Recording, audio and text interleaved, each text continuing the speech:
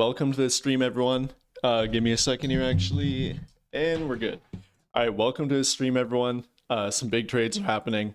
I'm sure you've seen the Triple J trade. Just got traded to the Utah Jazz, and really the first big trade that's happened in the last week anyway. The Trae Young trade obviously was a bigger one, but I think we've kind of forgotten about that one already.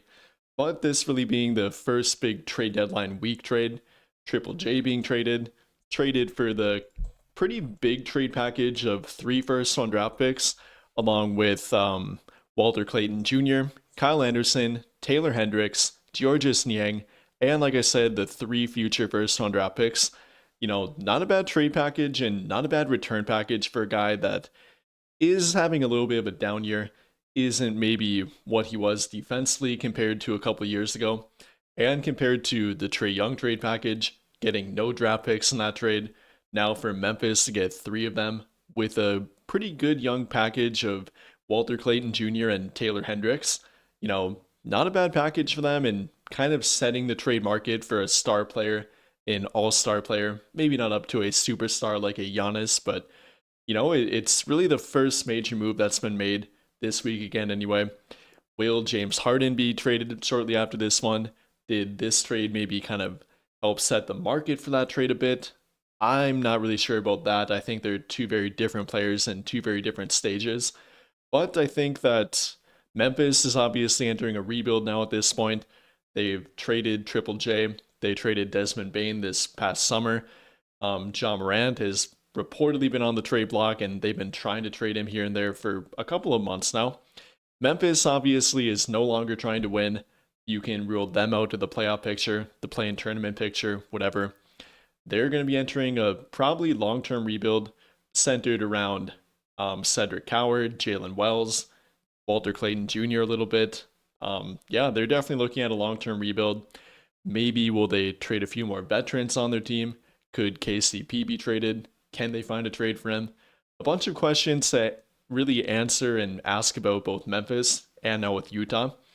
Is Utah going to try to make a playoff push? Are they maybe going to hold Triple J out, hold Lauri Markkanen out, given that they're not in a great spot and try to compete more next season? Or are they kind of going all in and trying to win immediately, even though Walker Kessler is currently hurt? Who knows? Even do they plan to keep all 3 of Walker Kessler? Triple J, obviously they do, but both Kessler and Lauri Markkanen.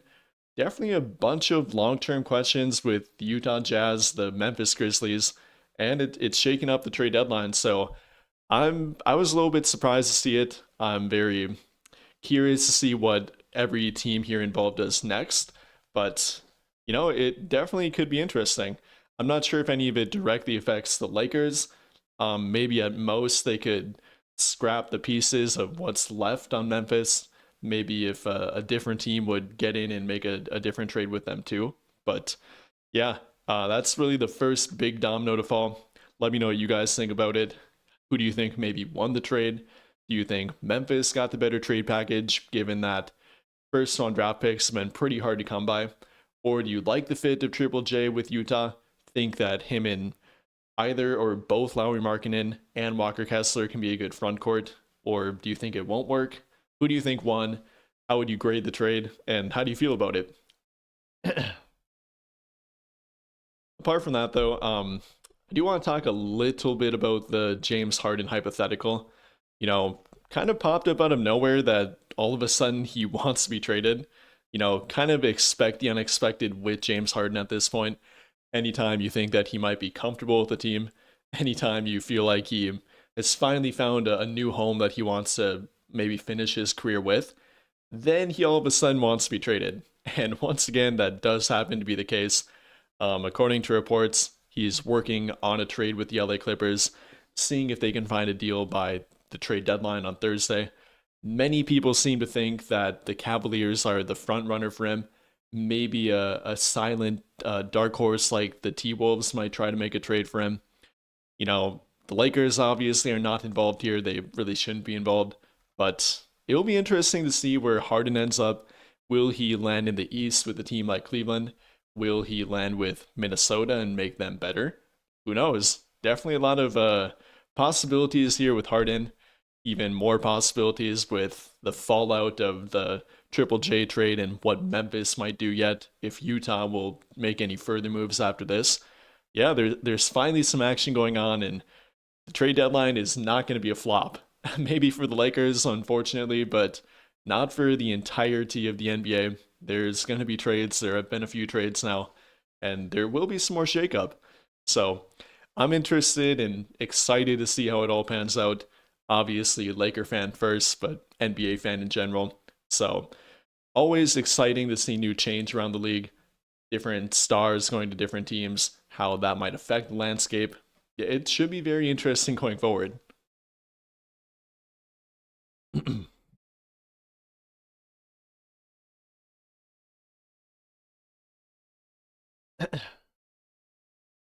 You think that Memphis got the better of this deal between, I think you didn't finish your comment, but yeah, I think you can make a pretty good argument that Memphis won the trade. I don't know how much I love the fit of Triple J with Utah. I think it could work. Ultimately, we have to see if they do plan to keep all three of him, with Lauri Markkanen and Walker Kessler. Are they going to try to replicate the 21-22 Cavaliers team with Lauri Markkanen at the three? You know, could be interesting, but not sure that's the perfect fit. Um, I don't know. Are they going to trade Lauri Markkanen? Are they going to trade him for a better guard to pair with Keontae in the backcourt? Are they going to trade for a wing player, a better defensive-minded wing because they don't really have one? Or are they going to maybe trade Walker Kessler? Given that they didn't come to a long-term agreement with him, he will be set to enter free agency, albeit a restricted free agent, so it will be tough to get him if you're a different team. Will they trade him for a different piece? Will the front court be Triple J and Lauri Markkanen? Will it be Triple J and Walker Kessler and no Markkanen? Yeah, definitely a lot that is unfinished here yet with the Utah Jazz side of it.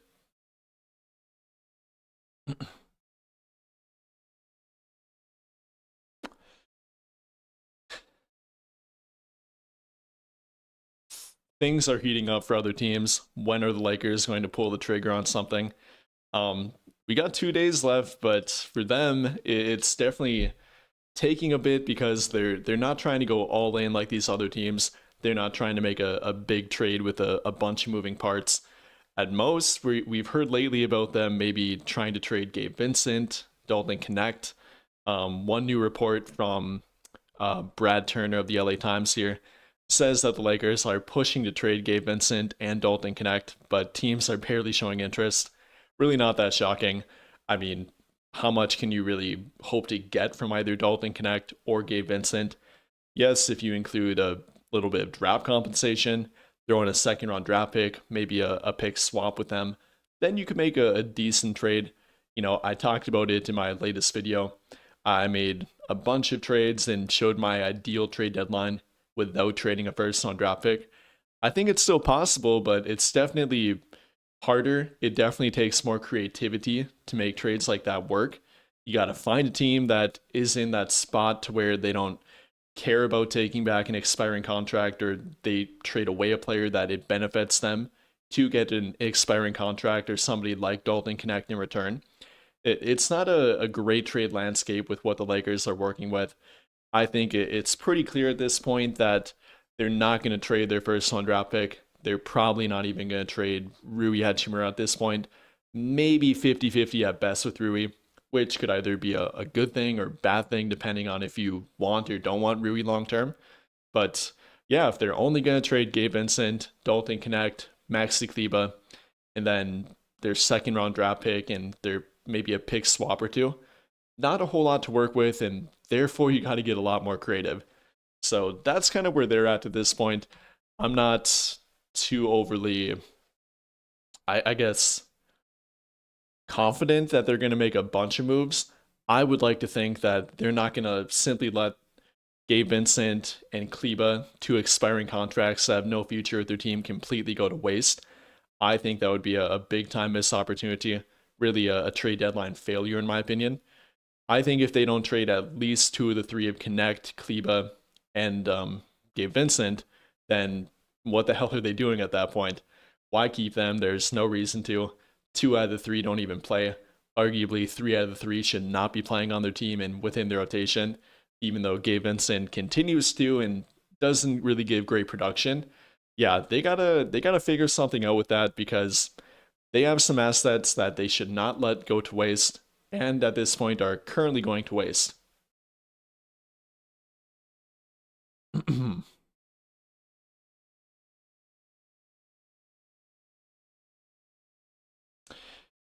Yeah, Memphis obviously is not going all in. I never said that. Utah, I think, is signaling that they're eventually trying to go all in.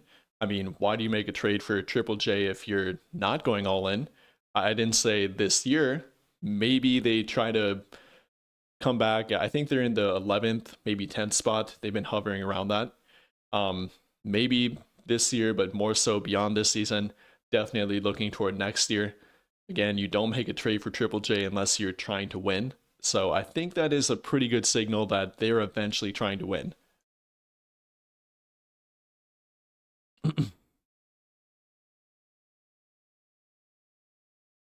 You say Rob Pelinka accepts our fate and don't do nothing dumb, wait until the summer and once LeBron leaves and our expiring contracts.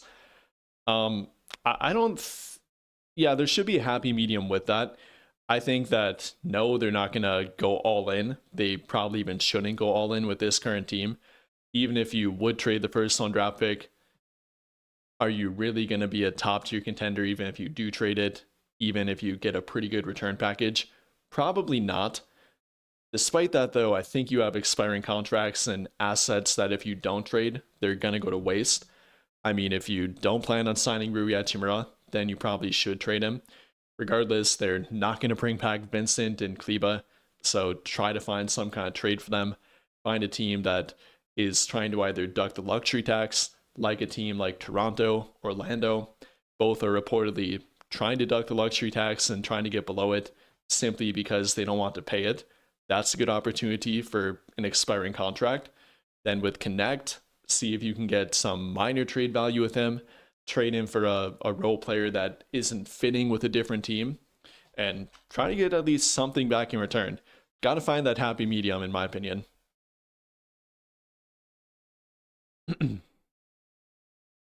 I don't think the Warriors are trying to get rid of Draymond Green. There's one report saying that he might be open to being included in a Giannis Antetokounmpo trade. Then he'll come back the next year after that. That's a very interesting route. You know, I'm not sure about the official trade rules on that. If theoretically Draymond would get traded to Milwaukee, Giannis would come to Golden State, which teams are saying that he might not even want to come to Golden State because he doesn't want to be the second fiddle behind Steph Curry. But regardless, I think it would be interesting purely from the Draymond Green route if he would be traded, then eventually signed back with Golden State. Yeah, I don't know. I don't think they're trying to get rid of him, though.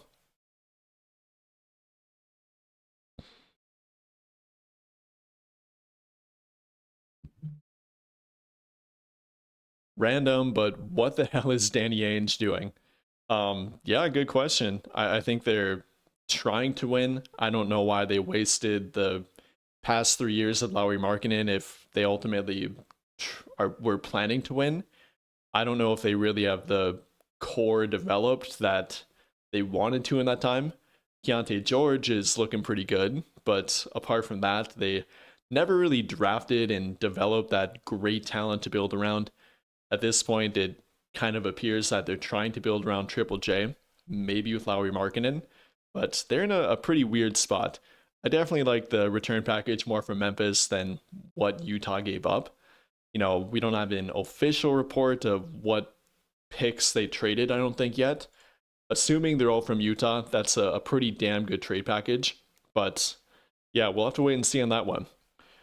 We do have another trade that just came in, though.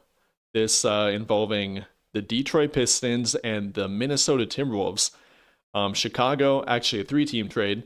Chicago, Minnesota, and Detroit have agreed to a multi-team deal that sends Jaden Ivey and Mike Conley Jr. to Chicago, and Kevin Huerter and Dario Saric to Detroit. And Detroit also receives a 2026 first-round protected swap via Minnesota. Interesting. So we heard plenty about the Wolves being active on the trade market, trying to get point guard and backcourt help. Many thought they might be a sleeper for a James Harden trade, maybe a John Morant trade. Apparently, they've gone in a different route, trading for Jaden Ivey, sending out Mike Conley, using that expiring contract, and simply the aging veteran that doesn't really give their team that much anymore. Maybe they found their backcourt mate with Anthony Edwards of the future, him and Jaden Ivey. Definitely a very athletic backcourt. Not sure I'd call Jaden Ivey a point guard. Definitely much more of a smaller wing combo guard. Currently having a down year, if I remember correctly as well. Really isn't playing that much for Detroit in a very loaded Detroit team. But this is a very interesting trade. I'm not sure if the T-Wolves are done quite yet. I think maybe they try to move on from a few other players that don't really do much for their team. Maybe even try to trade Randall. But at this point, they're active on the trade market. Like I said with Ivy, though, after he got hurt last year, I think he did something with his shoulder, if I remember correctly. Yeah, this season is playing a whole lot less, from 30 minutes per game down to 17 per game, 8.2 points per game, two rebounds per game, 1.5 assists per game. You know, is shooting fairly well from the 3-point line, but like I said, is definitely more of a shooting guard, smaller wing compared to an actual point guard. So, not sure if the T-Wolves really address that concern on their team. They don't really have a point guard yet. Right now, they're playing Dante DiVincenzo at point guard, mainly with Ant being the primary ball handler and playmaker for their team. So, I don't know if they're quite done yet. I wouldn't be shocked if they make another move.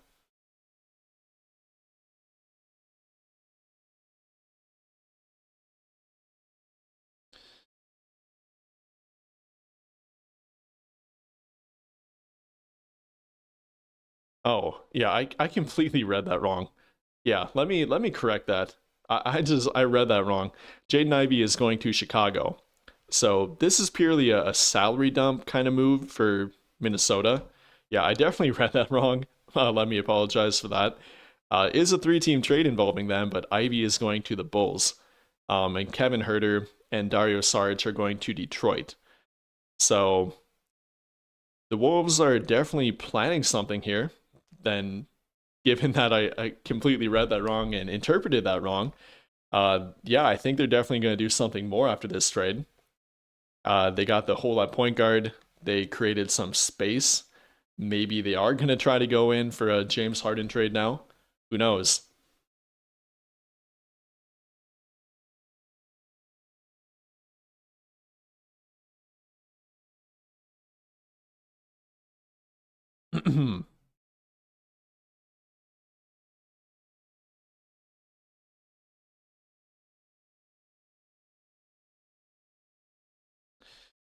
Our price is really going to go down in the summer for trades? Definitely not guaranteed. A lot of people tend to hope so every year. Does that actually happen? Sometimes it does. Like we've seen with the Desmond Bain trade, for example, you do have more trade flexibility. You do have more financial flexibility in the summer. Sometimes that can make a team more optimistic, thinking that they can build a better team in the offseason rather than mid-season around the trade deadline. So they might be more willing to give up a bigger trade package, give up more trade assets, but definitely not guaranteed. A lot of teams, they tend to think that and ultimately don't make a trade, kind of like we've seen with Utah with Lauri Markkanen. You know, going back to 23, 24, we've constantly heard about them putting him on the trade deadline and hoping for a good trade package, ultimately to keep him and not send him out. I don't know if that was directly what they were trying to do, and now they've pivoted in a different direction with Triple J. But yeah, that does tend to be the hope.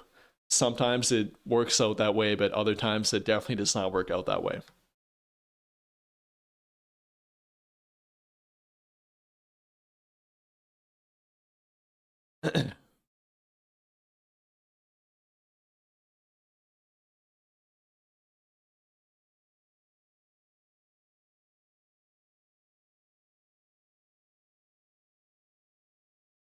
Are the Lakers missing a playoff reliable closer, or is their bigger issue lineup versatility?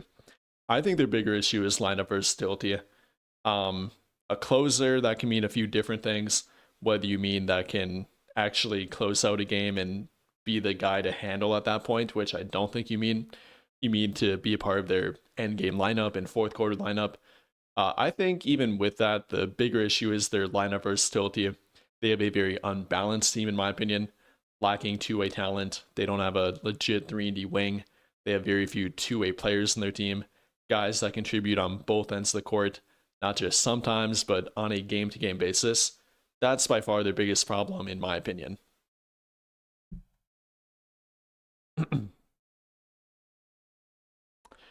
Yeah, that could be an option. We've heard plenty about Darius Garland. Will he be the swap for James Harden through a trade? Will a team come in like the Wolves and try to get Darius Garland? That could definitely be an option. He does not appear to be part of the Cavs' long-term future. They're trying to pivot away from the Donovan Mitchell, Darius Garland backcourt, a backcourt that has been not so great for them. It's been good at times. Obviously, they had the great record last season, but with Garland being fairly injury prone, not being a great off the ball player, it does make sense. I don't know how I feel about the fit. I think it could work in Minnesota better than it has in Cleveland. Minnesota has better wing defense with Jaden McDaniels. I think it would be a better backcourt pairing with him and Ant. Then they have the rim protection with Gobert. I think it would fit better. Would it be their ideal long-term point guard? Maybe, maybe not. But yeah, that definitely could be an option.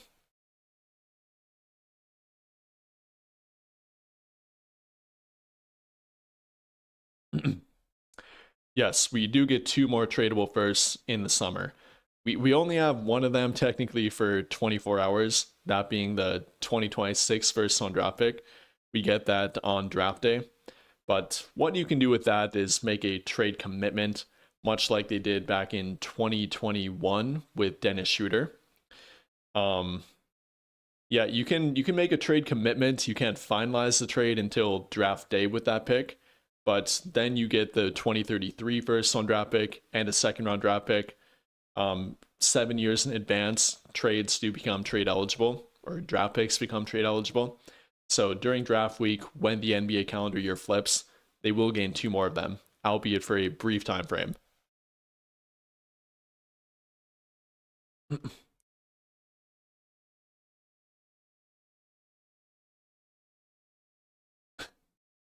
A lot of pessimism about Rob Pelinka.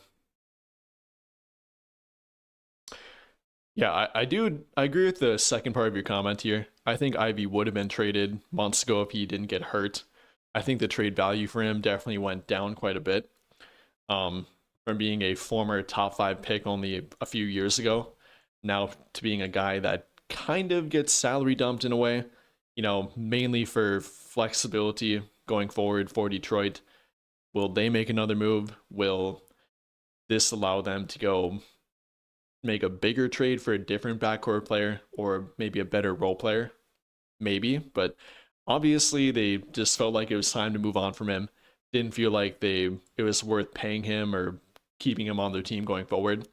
Yeah, I think if he didn't get hurt, they would have and probably should have traded him earlier and got a better return package.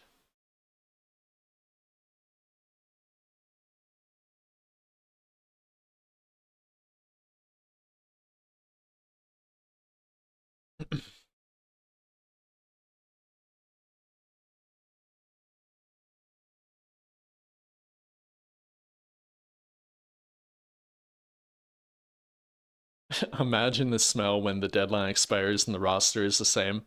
Yeah, there will be pandemonium if that happens. I can't imagine Laker fans that will be too happy. Twitter is already throwing a fit that they haven't made a move yet, which really isn't that shocking. That's Lakers NBA Twitter for you. But yeah, if they don't end up making any kind of move, they don't trade Gabe Vincent, they don't trade Kleba, they don't trade Dalton Connect, do a smaller trade with them at the bare minimum, then yeah, rightfully so, we should be a little bit angry at that. I'm not, and I don't think anyone should expect a big trade. probably not even trading their first round draft pick. But yeah, if they don't do anything, if they waste a lot of their expiring assets, then yeah, that would be a big time disappointment.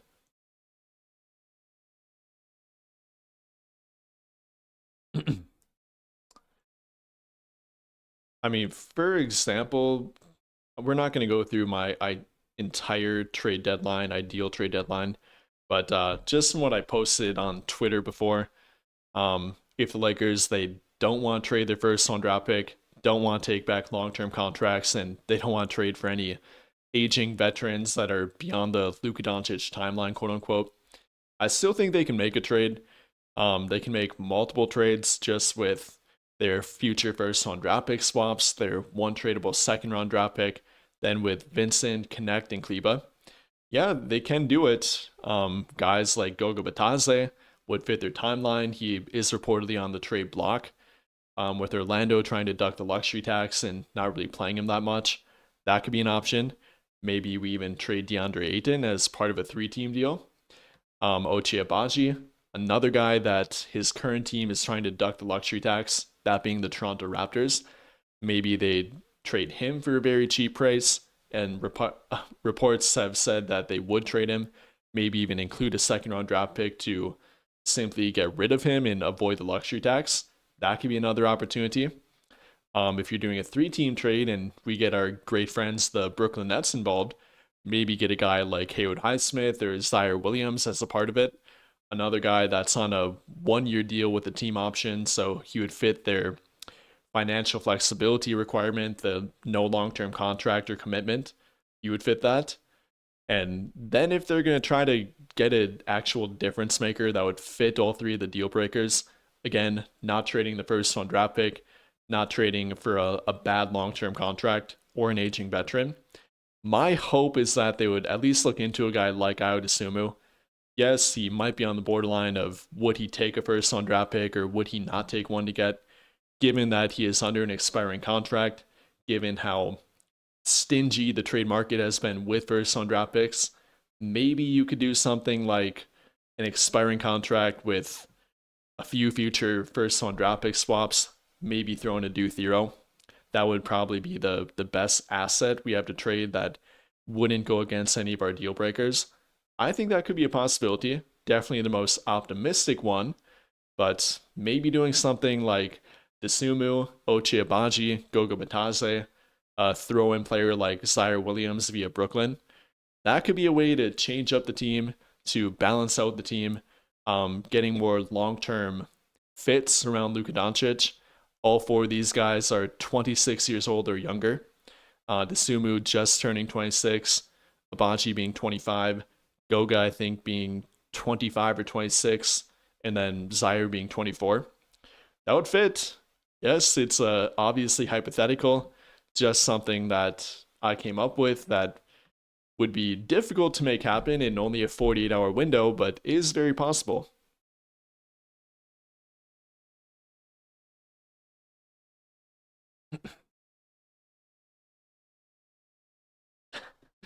Yeah, we always could get that tweet of the Lakers are not going to make any trade. They're going to be focused on the buyout market. I'm sure we'll see that one trending on Twitter if they don't do much at the trade deadline. Yeah, um, I think the buyout market is not going to be that great this year. Maybe a guy like KCP. He's probably more of a trade candidate given that he does have another year under his contract. Um, I had a list of buyout candidates that I don't have in front of me, but yeah, there could be options on the buyout market, but I know you're being more sarcastic.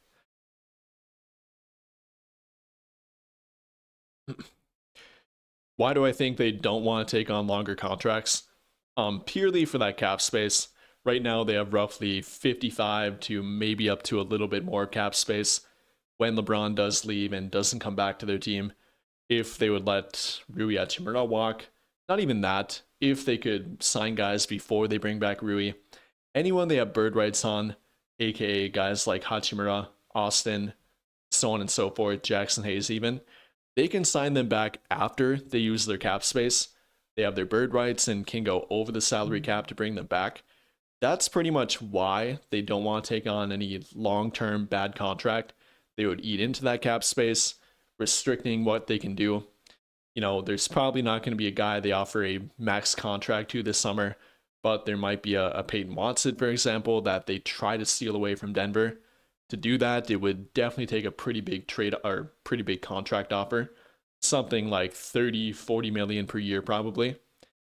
Trying to really make Denver make a choice if they want to go to the second apron, become a second apron team to retain him, or even apart from that, if they want to retain him, then they have to salary dump a guy like Cam Johnson. I think purely from a competitive standpoint, the Lakers want their cap space to be able to at least have the option of doing that, to be competitive on the restricted free agent market, whether it's for Peyton Watson again, maybe a Walker Kessler.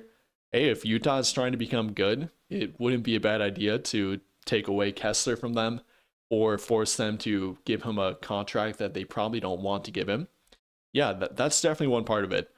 Um, Adding to their team, getting free agents that are not their own free agents, or simply to be the headache team that gives out the offer sheets and makes a different team try to match the contract, or they might take them away.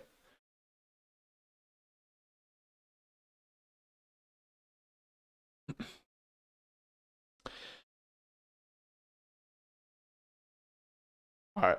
We have a super chat here from Greenlight Transport 8320. Appreciate it.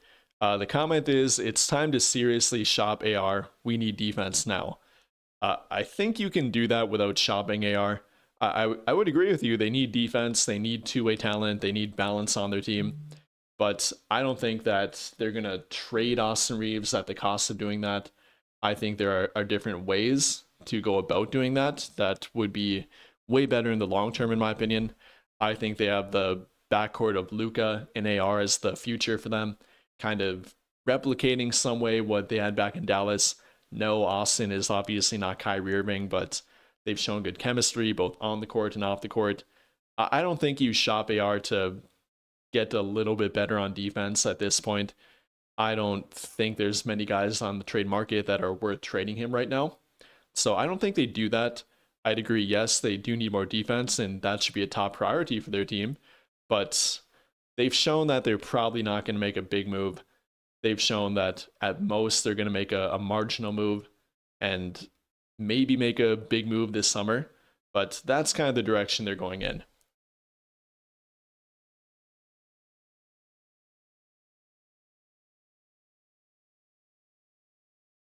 Oh, you did send another one that I didn't see before. Uh, I am pissed. How did we not get Triple J?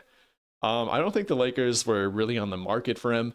I don't think they obviously couldn't match what Memphis got for him. If you weren't here from my tangent, I went on with that trade.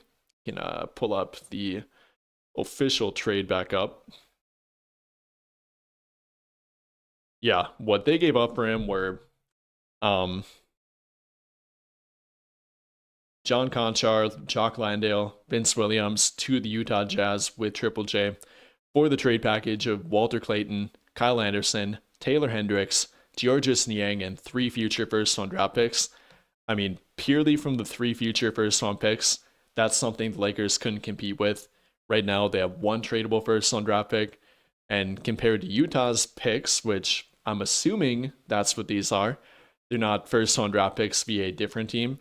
They could be, I guess. Maybe one of them is even the Lakers pick in 2027. I haven't seen a official report detailing where the 3 picks are coming from, but regardless, the Lakers don't have that to offer. They have 1 first round draft pick to offer. They're not going to trade Austin, in my opinion. They've been pretty clear and obvious with that they're not going to trade him unless it would be for an absolute superstar like Giannis. That would probably be the only time they would or even think about it. I don't think Triple J is in that category.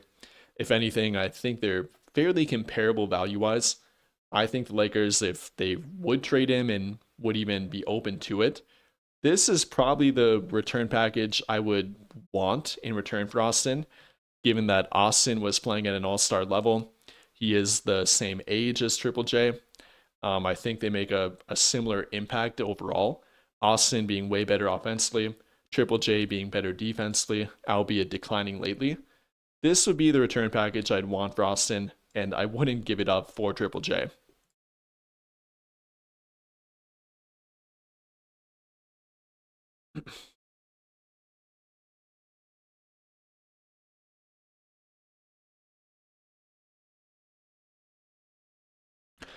Yeah, I'm not saying that Peyton Watson is a incredibly high likelihood. I think he'd be a great fit. I think he'd be a guy that the Lakers would want their cap space to have the option to go after, to throw an offer sheet at him. Denver has been a pain in their back for a few years now, not only above them in the record in the standings, but they've beaten them in the playoffs a few times. I think if they have the ability to damage their team and damage their depth, take away a guy like Peyton Watson, or force them to overpay to retain him, they'll probably think about doing it. And I agree with it too. Maybe Kessler, though. Obviously, they've liked him for a long time. They don't have their long-term answer at center yet, so that could be an option too.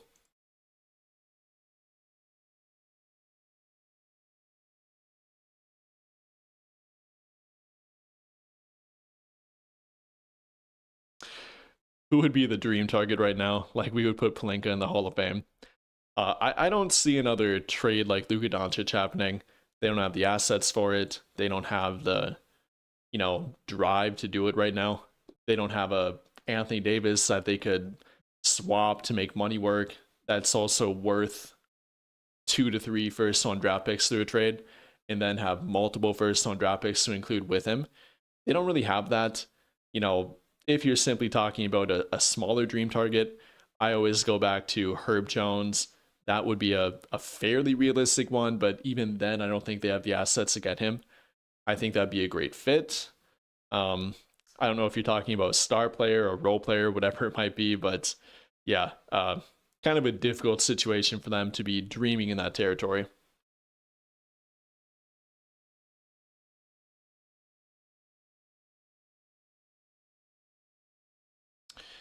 Yeah, I don't know if Milwaukee would want Austin Reeves. I'm sure they would. I just don't think the Lakers have the best trade package, not even really close to it. Even with throwing in Austin and one first on draft pick, that's currently their best trade package for Giannis. If you compare that to the Miami Heat's trade package of what Tyler Hero, Pella Larson, Jaime Jaquez, and 3 or 4 future first on draft picks, it's really not that comparable. So it's really not that worth talking about, in my opinion. This summer, if Giannis wouldn't get traded and then they put him out on the trade market again, it would be more of a conversation at that point, but right now, not really. Oop.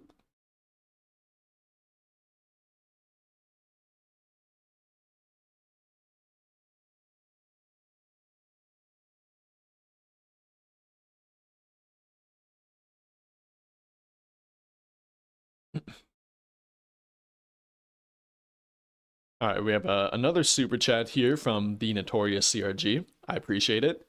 If I were GM, is keeping AR Luka long term best? I don't know if I would say best out of every possible scenario, but with this team and the easiest direction to move forward with, I would probably say yes. I think they've shown the ability to be a good backcourt, albeit in limited time. Before LeBron came back, they were cooking. They were playing well together. They were playing well separately. They are great friends off the court.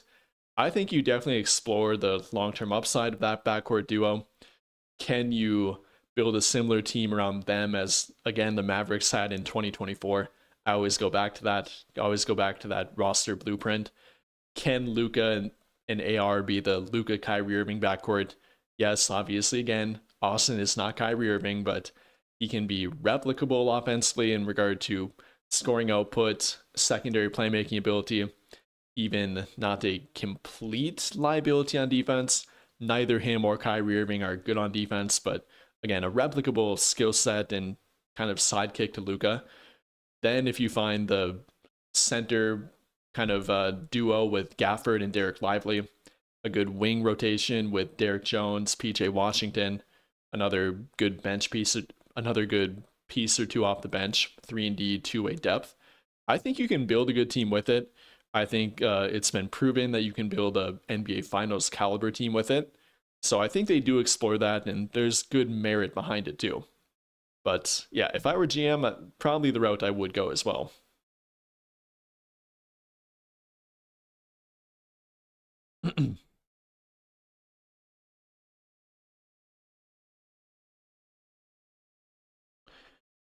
All right, we have another super chat here from EZPZ97. I appreciate it. And the question is, Lakers should be begging the Wolves to let them help in the Giannis trade. Give anything if they can help a Lake if they can to help a Lakers will take McDaniels. Yeah, I think Jaden McDaniels would be a dream target. I don't know if they would have the assets to even help out with that trade. Yes, they could throw in the first round draft pick, but even then, as a third or fourth team in that trade, would that be enough to get Jaden McDaniels in return? I'm not sure it would. I think they would be allowed to get involved, and the Wolves wouldn't say no to letting them help and include a first round draft pick. But I don't know if they have enough to end up with McDaniels through that trade. I imagine that Milwaukee would definitely try to get McDaniels through that trade, given that he's 25, does have upside, and whenever Ant doesn't play, he tends to average between 15 to 25 points per game. Let me just to give you a better look of what I'm thinking. I'll pull up the trade machine and we can, you know, theoretically talk if McDaniels would be an option for them. But I think it would be pretty difficult. All right, I think I got it up here. Yeah, let's say that they try to get Giannis. He's going to Minnesota. They just traded out Mike Conley, so they don't have that to use in the trade. But the centerpiece of the trade would be J-Mac. If there's any way that he could end up a Laker, the Lakers would definitely have to trade their first round draft pick to Milwaukee to help out Minnesota. Right now, I don't know how many tradable draft picks they have. They don't have one in 27, so they can't trade this pick. You can't trade consecutive first round draft picks.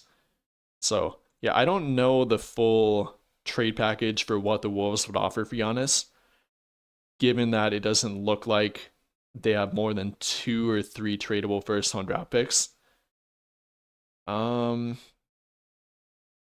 Yeah, they don't have a 2027 first, so they can't trade this pick. They can't trade their 2028 first round draft pick.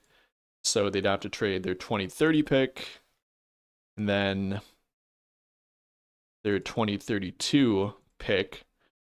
I might be wrong, but from what I can tell here, if the trade machine has their draft picks right, they only have 2 tradable first round draft picks. Then obviously they have a bunch of second round draft picks. They can make this a pick swap. They could, that one's already a pick swap, so they can't do that. Yeah, they don't have a bunch of tradable first round draft picks, so they definitely would need more help through a trade. Again, I don't know if the Lakers would be that team. I'd love for them to be that team. I think J-Mac is incredible. Only 25. This should be the archetype of the player they're looking for. I definitely agree with you. That big wing that can defend 1 through 4, take on the toughest matchup game by game, is defensive minded, is a very good 3-point shooter to go with it. I think it would be great. I don't see a scenario that really happens for them. Then they throw in Rui. I mean, they got to make the money work as well. Yeah, I don't know how they make that work. Incoming there. Yeah, J-Mac going there. Imagine Randall would probably go to Milwaukee. And they have to give up more money. Dillingham going there. They're within there. We'd have to give up more. Yeah, this would have to be a very complicated, probably 4 or 5 team trade if the Lakers would hope to end up with J-Mac. Because even then, we have to include a bit more. It works financially for Minnesota. It works financially for Milwaukee. Wouldn't work financially for us. We'd have to throw in a bit more. Yeah, it's very complicated. Hopefully I didn't go on too much of a tangent there. I'd love to get him. I just don't see it being a very likely possibility. Appreciate the comment, though. I appreciate the super chat.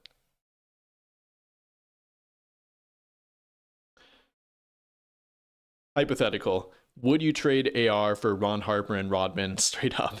The point I'm making is roster being built properly. AR and Luka will not work. Would I trade AR for Ron Harper and Rodman straight up? Um, Depends on what version of Ron Harper you're talking about.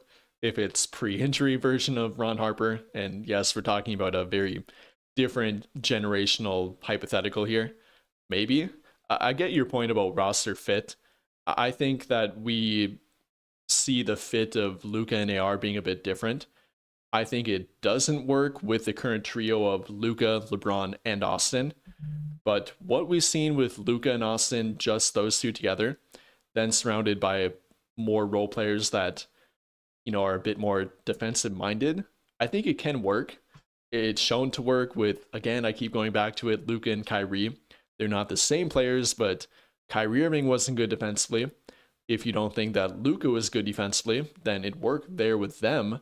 If you put Derek Jones around them, if you put PJ Washington, good rim protectors that fit what Luka likes to do on the court, I think it can work. I don't think you can completely write it off already. I don't think it's time to give up on Austin because of what he's shown on the court with Luka. I don't think there's been anything yet that I've seen that definitively tells me that, yeah, this is not going to work. It's time to move on from Austin because he can't be the long-term running mate with Luka Doncic. It might be, and I don't necessarily disagree with you. I think you could find a better fit potentially, but are you going to find that, get what Austin would be worth through a trade back through that trade, and not maybe make Luka mad while doing it because they clearly do have a good friendship? I think it's a very difficult landscape to try and navigate. Definitely not impossible, and if we're playing NBA 2K, we definitely could do it, but in real life, I think it would be difficult. But no, I don't necessarily disagree with you. I think there are better hypothetical fits, but yeah, it would be pretty difficult.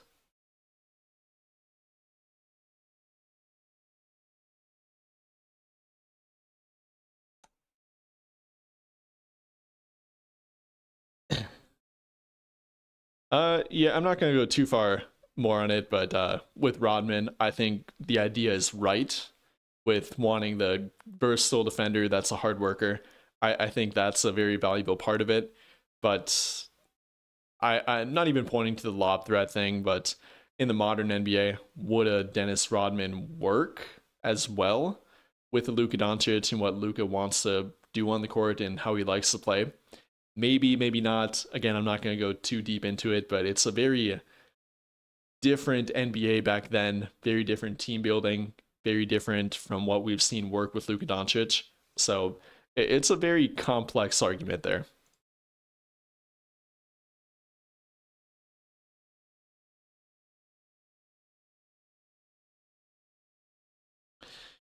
Yeah, I don't personally see LeBron being traded. I guess yes, if he would be traded, if he would give up that no trade clause, it probably would be the Golden State. That's been probably the one team that we've heard would maybe make a trade for him, but I doubt it. I think if they would make a trade for him, it would be Jimmy Butler, not Draymond Green. Even with, excuse me, Draymond saying that, or maybe not saying, but one report saying that if Draymond would be traded, he would just leave the team and come back to Golden State in free agency. But even then, I don't see it being very likely. Um, just kind of what reporters like to talk about because, of course, they love to talk about LeBron. They love to talk about the Lakers. So let's talk about a LeBron trade to Golden State. Pretty much what goes into that one, in my opinion.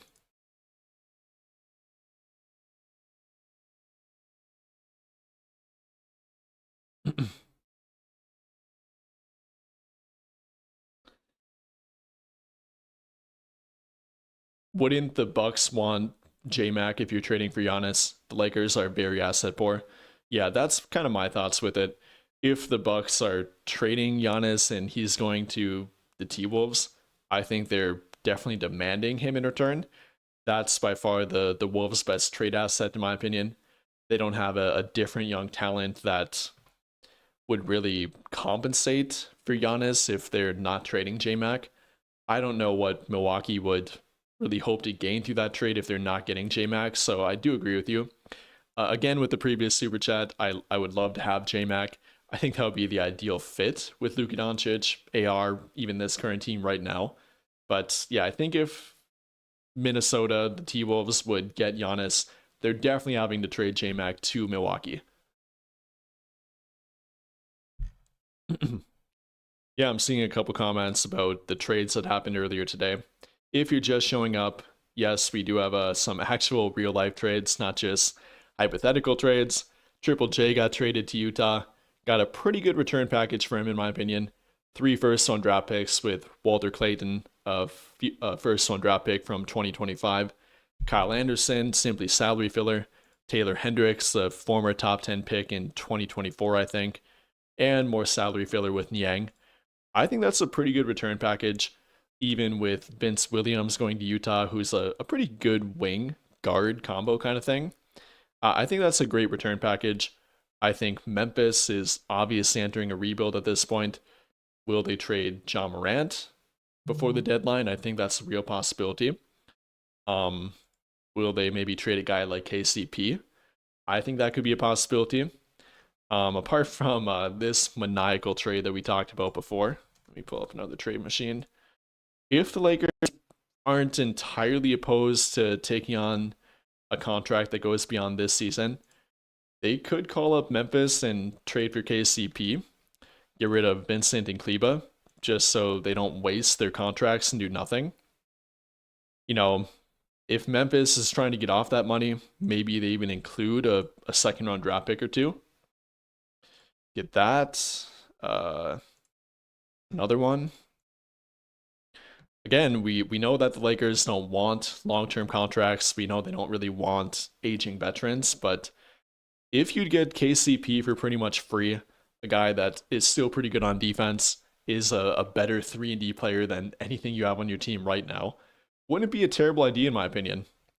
Even though he does have the contract for next season, you could trade that this summer, you could offload it, put it toward the big trade, quote unquote, that they are trying to make. Yeah, I think it could be a possibility for a very cheap trade.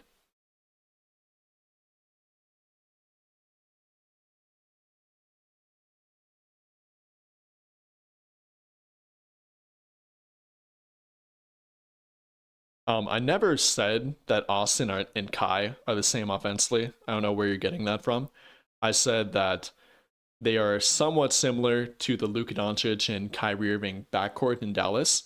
I think that Austin can replicate the scoring production next to Luka Doncic that you need, or maybe not need, but that they had back in Dallas. I think that they're similar defensively to where if you're building around that vision of a Luka Doncic, Kyrie Irving, or Luka Doncic, Austin backcourt, you can build a team around them. I never said that they're the same player, never said that they're the same offensively. So, yeah, don't put words in my mouth with that one.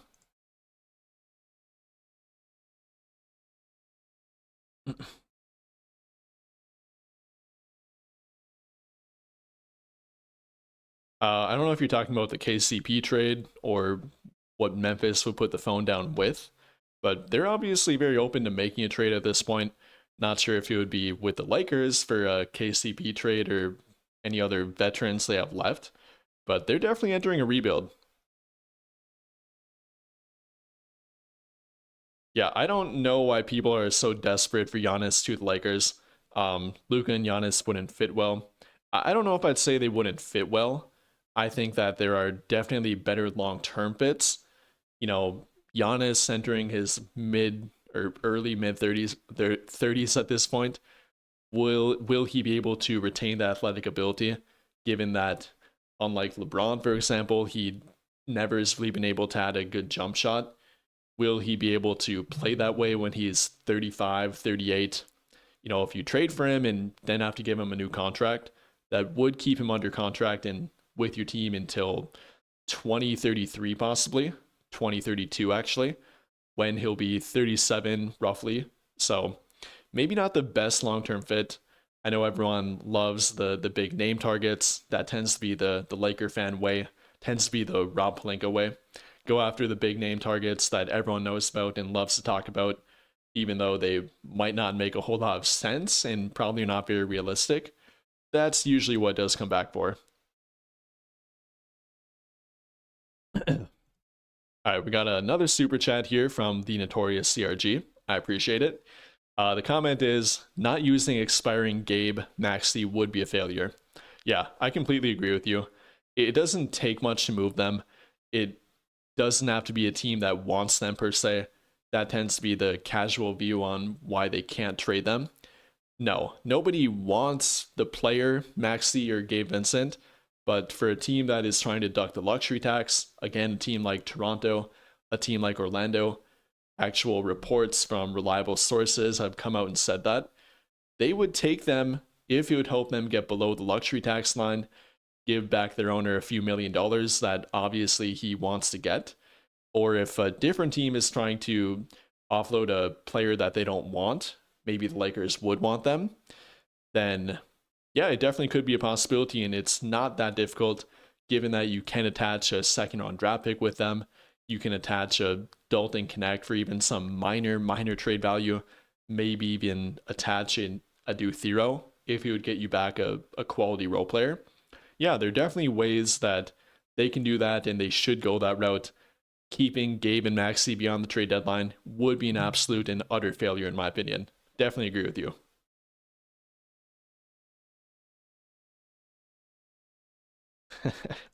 Woohoo, no trade. We rocking with Gabe.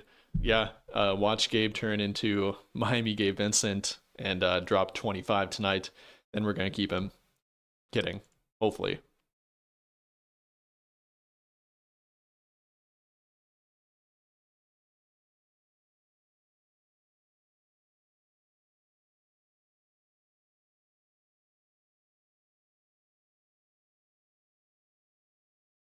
Yeah, I would agree with you, but I think it comes down to that they're not going to go all in on this team. To kind of get that good 3-and-D talent, the better balance with this team around Luka, they do need to wait, unfortunately. To get that, they're going to have to make a trade or two. They're going to have to use their cap space to replace LeBron and get the money that he is currently taking up. They really can't build that team until LeBron does move on or would take a massive pay cut. So unfortunately, don't expect them to do that before the trade deadline. Even at best, what I've shown in my ideal realistic trade deadline would be more smaller trades for Ochai Agbaji, Ayo Dosunmu, Goga Batadze, guys like that. Two-way players, yes, but not big-time difference makers. That's not going to happen before the trade deadline, and it really can't even realistically happen. But if you can make an argument for trading Rui Hachimura, I don't think that they'll trade Jake LaRavia, but Gabe Vincent, yes, he should go. Bando probably can't be traded from that bad negative valued contract. So even if you want to trade him, you're not going to get any trade value for him. But yeah, I agree with your mindset. It's just going to take a bit longer to happen than you probably want. All right, we got another super chat here from Michael Martinez 8422. I appreciate it. The comment is Gabe and Dalton for Kalkbrenner and Josh Green. That's an interesting one. I know Kalkbrenner just got drafted this past year. I know they've kind of replaced him with Moussa Diabate, who I absolutely love, by the way. You know, the Charlotte Hornets might not be the... they're a pretty fun team to watch. If you don't watch the Hornets, I definitely recommend it. Not even for LaMelo Ball and Brandon Miller, but watch how hard Moussa Diabate plays. I love that guy. But side note, and getting back to your comment, Josh Green and Ryan Kalkbrenner, a guy they were linked to at the draft, by the way, for Gabe Vincent and Dalton Connect. It does work financially. Obviously, you've fired up the trade machine to check it out. Draft compensation wise, I think it definitely would take I don't know, maybe not up to a first round draft pick. I don't think Kalkbrenner has played quite up to that level. He definitely started out well. I think he was averaging over 2 blocks per game for a while there and was starting for their team. Now again, he's been replaced by Moussa Diabate, one of the best valued minimum contracts in the entire league this season. I'll quit talking about him, but I could go on a tangent. Um, I don't know. If you could do a second round draft pick, maybe a future swap, they might take it. It would work. I never care about the trade machine projected win loss change, but yeah, I don't think it'll happen. Theoretically, would it help their team out? Josh Green being a borderline 3-and-D option is shooting well from the 3-point line. I think is a near 39% career 3-point shooter. A bit inconsistent on defense and doesn't have a great IQ, but is a pretty good off the bench guy. And then Kalkbrenner, could you maybe make a center rotation of him, Hayes, and Deandre Ayton temporarily work? Maybe. I like the long term outlook of Kalkbrenner. Has shown some good rim protection ability, is a lob threat, even has shown a little bit of floor spacing ability as well. Yeah, I would have liked to see them draft him. Excuse me. I don't know if they'll be able to make a trade for him. I don't know how much the Hornets would want to trade him right now. I think they like their front court rotation of him and Diabate. But I like the thinking, trying to get the long-term answer at center, then trying to add some 3-and-D depth. That's usually what I try to think of when making any trade around the deadline, especially. Not going after a huge target that would cost the first round draft pick. I think it would be fairly realistic. I just don't know if the Hornets would give up Kalkbrenner for the package of Vincent Connect with some minor draft compensation. But I like the idea. I appreciate the super chat and appreciate the comment, though.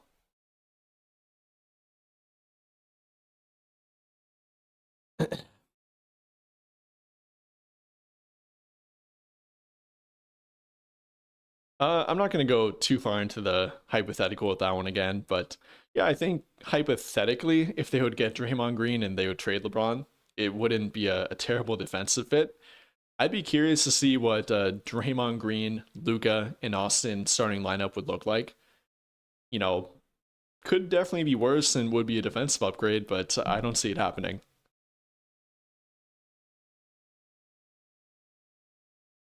And going back to this trade, something I didn't even mention would would Charlotte want to retrade for Dalton Connect?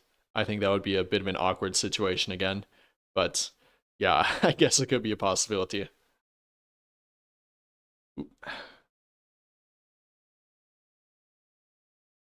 Yeah, I don't know if he got ruined by anything the Lakers did with him on the court, but really the off court stuff. I think once he does get traded to a different team and he gets an opportunity, kind of gets away from the awkward situation, that gave him confidence issues that made him not so happy with his situation. I'm very optimistic that he will be able to become a good quality seventh to ninth man within your rotation. Maybe like a Luke Kennard, for example. Off the bench guy can drop 8 to 12 points per game in 20 minutes per game, 40% 3-point shooter. Again, he's shown the ability to do it, has been very limited opportunity, limited outbursts at times. But yeah, I think once he does get to a different team and they believe in him and give him some regular opportunity and he gets away from the situation, I think he will be able to get back to being a pretty decent role player.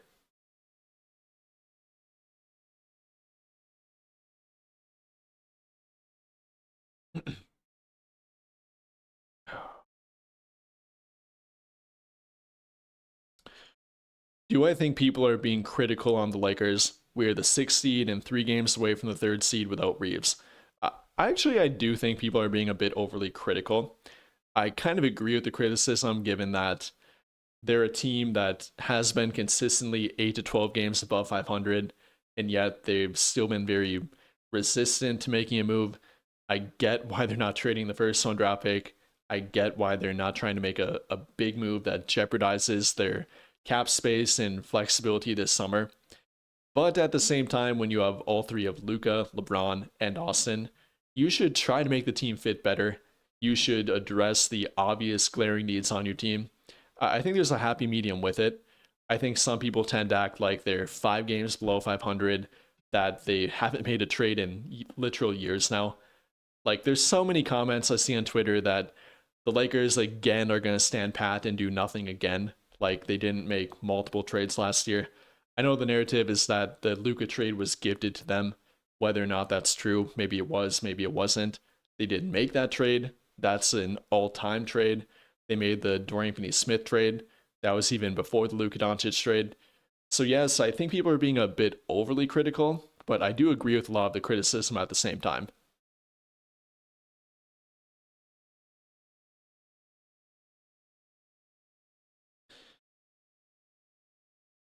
Yeah, I feel like a lot of people wouldn't like the KCP trade idea, but low key wouldn't be a terrible option given that you probably could get him for free. Yes, you would cut into your cap space, but if you just have to trade Gabe and Maxi Kleber, then get a second round draft pick with him, I don't think that's a terrible option for them. I think he could help off the bench. I think he could be one of, if not the only, somewhat reliable 3-and-D wing for their team. He's had plenty of playoff background, more than any other role player on their team, apart from maybe Marcus Smart. So yeah, I think it wouldn't be a terrible idea.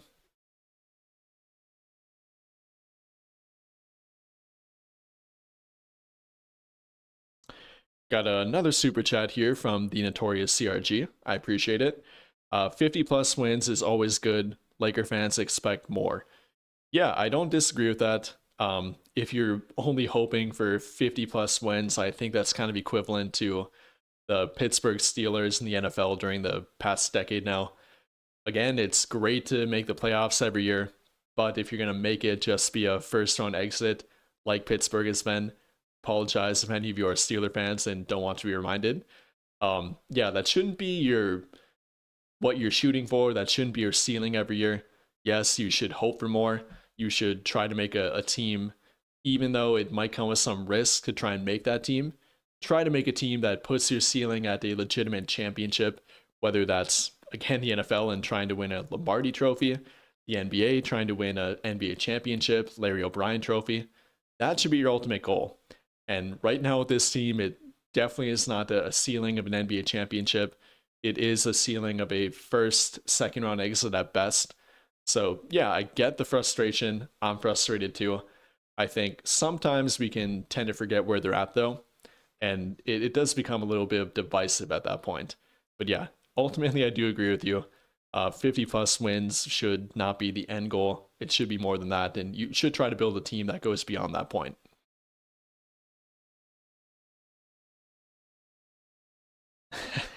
Yeah, you did send that one double again. I appreciate it. Um, if you have another comment you want, just leave it and I'll get to it.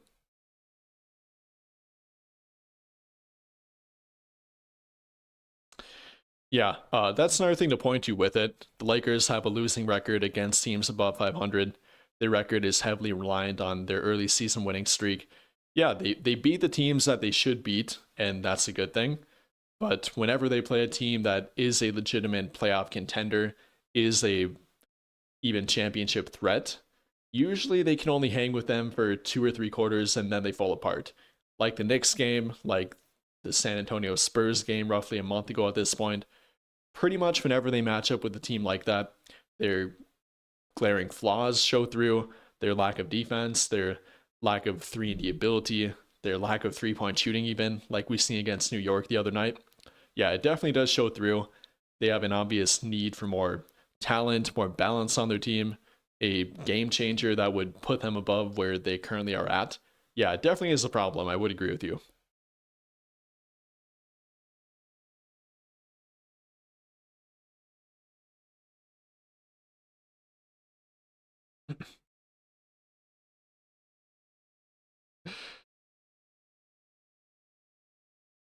Yeah, Pittsburgh, I did give them a couple strays.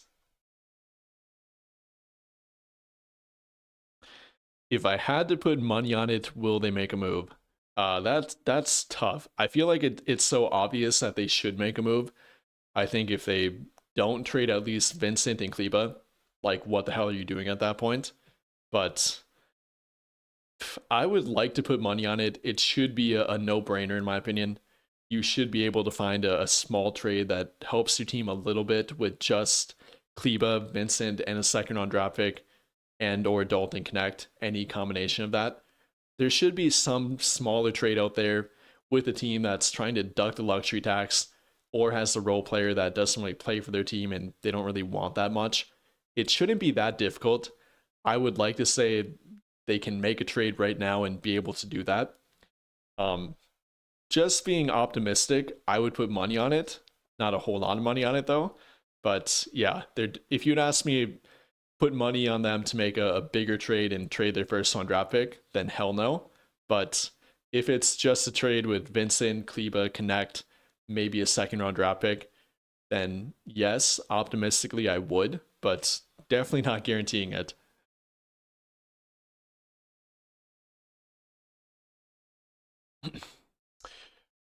Again, if you're confused about the title and came in late, yes, I did talk about the Triple J trade. He is going to Utah. They gave up a pretty good trade package, 3 first round draft picks with Walter Clayton, Kyle Anderson, Taylor Hendricks. Not a bad trade package for Triple J, given that Trae Young went for no first round draft picks, given that reports are saying that James Harden probably wouldn't go for a big package, that Cat wouldn't go for a first round draft pick. Not a bad return package, in my opinion. Then, apart from that, there was a 3-team trade between Chicago, Detroit, and Minnesota. Chicago kind of being the buyer here with Jaden Ivey. They get Ivey and they get Kevin Huerter. Or no, Kevin Huerter and Saric going to Detroit. Ivey and Conley going to Chicago. And Minnesota simply freeing up space, I guess, to maybe add another player. Will that be James Harden? Will that be Darius Garland? Maybe, maybe not. Obviously, they're positioning to make a move, so be on the lookout for that. But yeah, we have 2 trades today. Actual trades, not hypothetical trades. Just not involving the Lakers, unfortunately. All right, I'll do a couple more comments and I think we'll wrap it up. But let me know what you guys think about the trades today. Let me know if you think the Lakers should make any specific trade that you feel like is realistic, or how do you feel about the whole trade landscape at this point?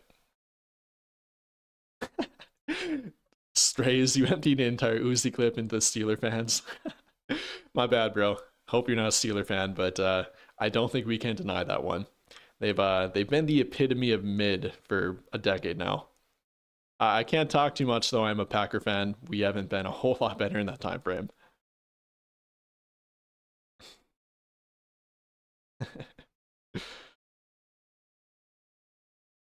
Is there a possibility of Lakers getting in the play-in, especially of teams like Warriors possibly getting Giannis? Yeah, there's definitely a possibility. Even apart from that, if always there's an injury, hopefully not, but knock on wood. Hopefully they're getting healthy, not getting more injuries to that list. But yeah, all it can take is a fairly long-term injury to one of your main guys, and you can go downhill pretty quick. Or even, like you said, if Golden State would make a Giannis trade, if Minnesota would get James Harden, if they would get Garland, yeah, I definitely could swap pretty quick. I think the 3rd and 7th seed are separated by 2 games, so it doesn't take much. Go on a quick 3-game losing streak while somebody below you goes on a 5-game win streak. It can change pretty quick. So yeah, definitely a possibility, given the fact that they've been 3 through 6 the entire year, have been 8 to 12 games above 500. Hopefully not, but you never know. If the Lakers are waiting for this summer, that's a bad move. It would be almost impossible to rebuild 70% of the team in one trade cycle. No guarantees your free agent targets bite or are really even there. Yeah, I think that's a overly optimistic way to view their approach. Yes, they'll have more flexibility to make trades. They'll have actual cap space. In theory, they could do it, but how likely is it that you're going to get a majority of your preferred targets, that the guys that you try to sign off the free agent market will sign with your team, or if they're a restricted free agent, they take your offer and the other team doesn't match it? Then for trades, it's always a coin flip. Are you able to get the guy you want? Is the team that you want to trade with and the player on that team that you want to trade with even available? And even if they are available, can you get them for the price you want? So many different questions, so many what ifs, so many how do we get to that point, and so many possible bad ways it can end up. Yeah, I definitely agree with you. I think from that standpoint, you should almost make an intermediate move right now. try to get somebody on the lower end of what you view as part of your team at that point. Try to attack it right now, even though it's not the full plan. It doesn't have to be all at once. It shouldn't be all at once. I definitely agree with you. I think they're a bit too optimistic, a bit too hopeful of that outcome. They have the ability to do it, but yeah, very rarely do you get everything you want in one single offseason, even with cap space and more trade assets. Yeah, no guarantees.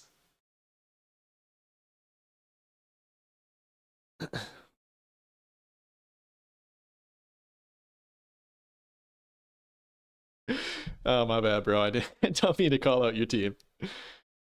My team's been mid too, don't worry.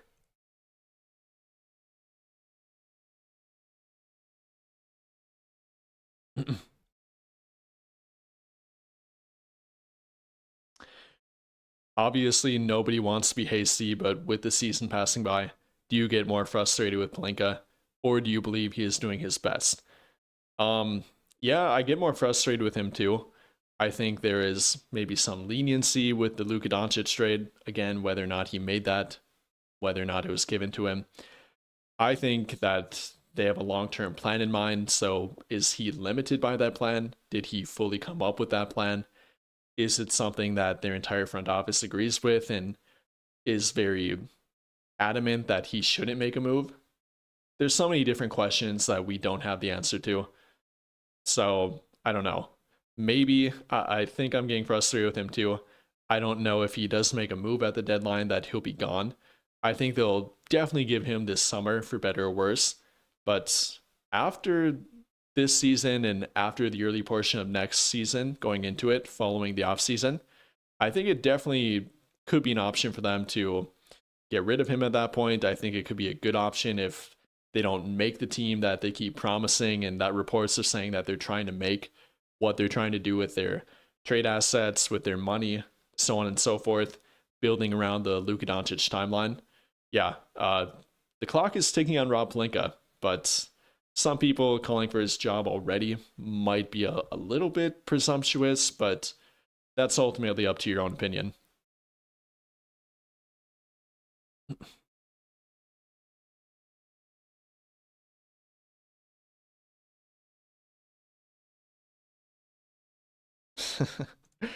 Rob Pelinka is the Deandre Ayton of GMs.